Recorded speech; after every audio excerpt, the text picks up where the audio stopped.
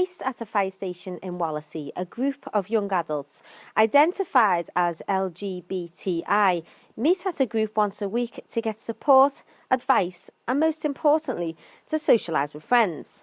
The hub was set up after the Wirral Youth Support Service met with young adults from the area who told them about some of their experiences growing up, including incidents of bullying, hate crime and social isolation. The young people who come here say the service is one of only a few places in Wallasey which offers a safe haven and a place where they can mix with others who they identify with. Last year, when I came out of education due to mental health difficulties, and it was around that time when I finally found, I started to discover myself a lot more, and I came to a realisation that I was transgender. And it was at this time I then came out to my mum, and from there we went to Terence Higgins Trust, where we met one of the workers who was talking about a group that they're starting over at the Wallasey Youth Hub. It's definitely helped with improving my confidence. I've definitely made more friends. I've found other people who are very like-minded and understand my situation, which, you know, you don't tend to find that with everyday person you come across on the street. They will be very confused, or they'll just generally make a point that they do not understand what's going on and don't want to understand. Obviously, as you can imagine, a lot of the young people that attend Monday night group have been victim of different prejudices and things.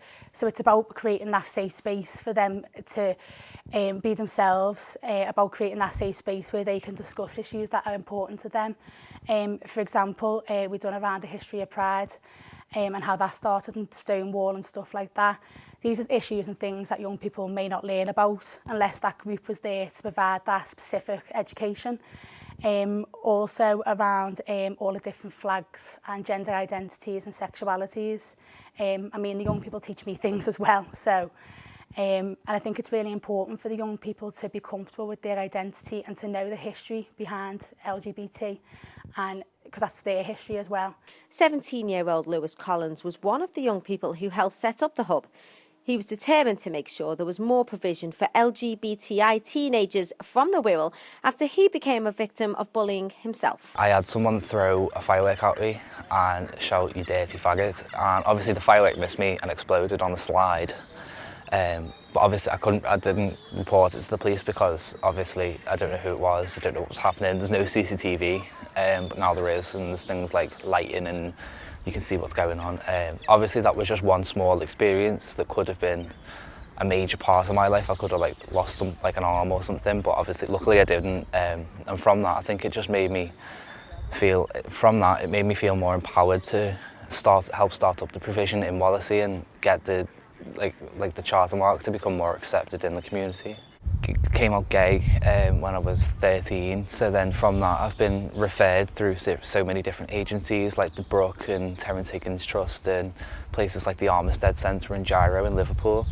But as I've been through all these groups and stuff, I've just lost interest because we've got no provision in Wallasey, so that was the main idea of starting up an LGBT group in Wallasey. I think it's important for young people to know that they can come to this provision and know that they're going to be in a safe space, they're going to have that information and guidance given to them, and it's going to be inclusive, they're going to feel welcome. Young people identify as LGBT can feel sometimes like they're not welcome in mainstream provision.